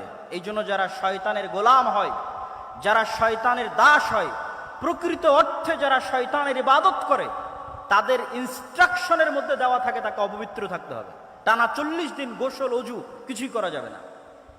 যেখানে পেশাব পায়খানা করবে ওখানেই খাদ্য গ্রহণ করতে হবে, যাতে মানুষকে তার মানুষত্বের জায়গা থেকে নিচে নামানো যায়।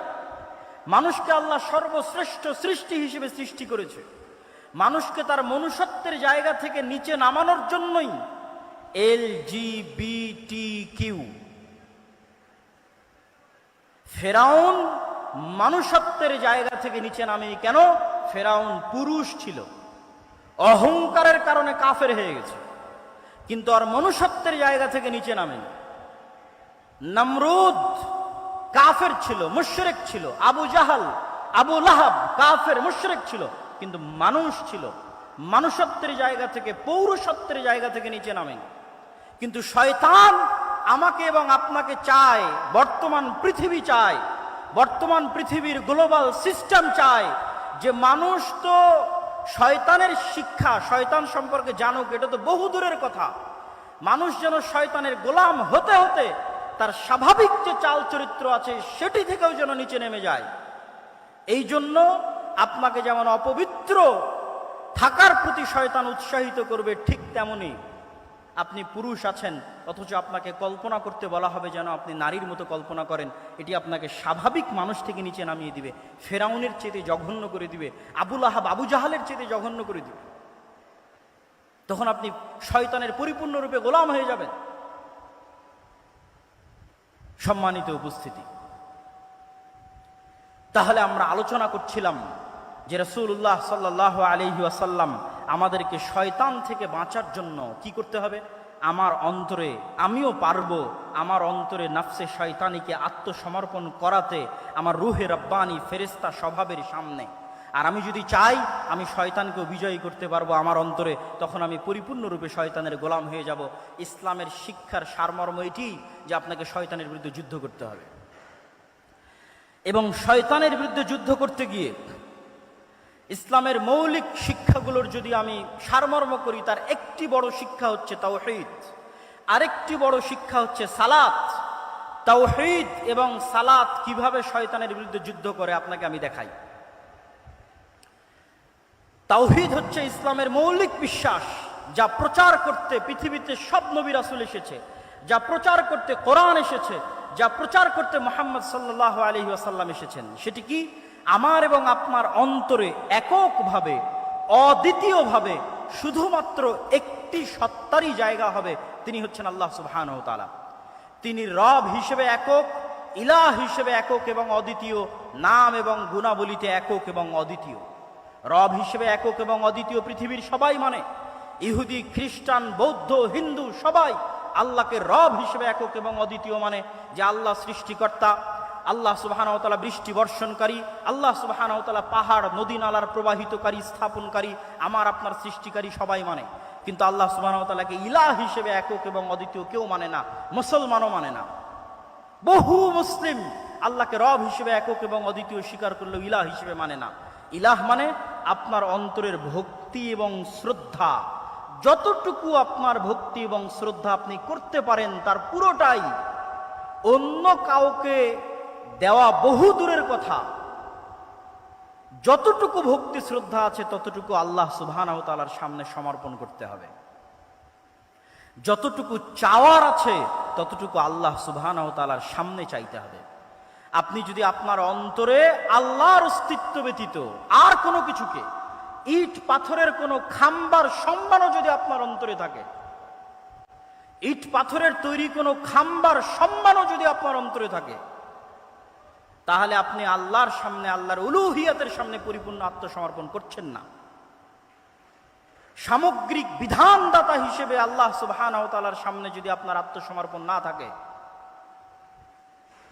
এমনকি ইবনুল কাইয়িম রাহিমাহুল্লাহ লিখছেন যে কোনো মানুষ যখন কোনো মেয়ের অন্ধ প্রেমে আসক্ত হয়, যদিও সেটা বউয়েরও হয়, স্ত্রীরও হয়, যে এমনভাবে প্রেমে আসক্ত যে তার স্ত্রী, তার প্রেমিকা যা বলে তাই শোনে, সেখানে আল্লাহর বিধিবিধানের ধার ধারে না, তখন সেও এক প্রকার শয়তানের গোলাম। তার অন্তর আল্লাহ সুবহানাহু ওয়া তাআলার উলুহিয়াত জায়গা করে নিতে পারেনি। তাহলে ইসলামের মৌলিক বিশ্বাসের একটি বড় বিশ্বাস হচ্ছে তাওহীদ। এই তাওহীদ যখন আপনার অন্তরে একবার প্রবেশ করবে, তখন এটা শয়তানের বিরুদ্ধে কেমনে যুদ্ধ করবে তা আপনাকে দেখাই। ইব্রাহিম আলাইহিস সালাতু ওয়াস সালাম একাই পৃথিবীতে, একক, সারা পৃথিবীর মানুষ তার বিরুদ্ধে, তিনি একক, তিনি একাই শয়তানের বিরুদ্ধে যুদ্ধ করছেন। তো এই একাই শয়তানের বিরুদ্ধে যুদ্ধ করতে গিয়ে তিনি যে টিকে আছেন, তার অন্তরের এই শক্তি কোথায় থেকে আসে? তার অন্তরের এই শক্তি আসে তাওহীদের উপর পূর্ণ বিশ্বাসের কারণে।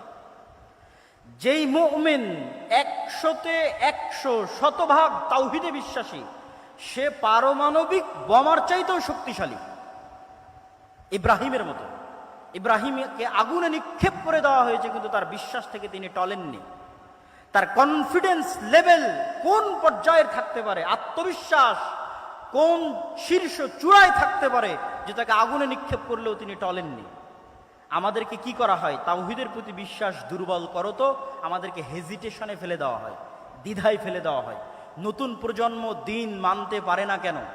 হেজিটেটেড থাকে, ফ্রাস্ট্রেশনে থাকে, হতাশায় থাকে, দ্বিধায় থাকে। আমি যদি দাড়ি রাখি মানুষ কি বলবে? আমি যদি সালাত আদায় করি সমাজ কি বলবে? আমি যদি শুধিয়ে চাকরি ছেড়ে দিই তাহলে খাবো কি? এই যে প্রত্যেক পয়েন্টে হেজিটেশন, এগুলো আসে কেন?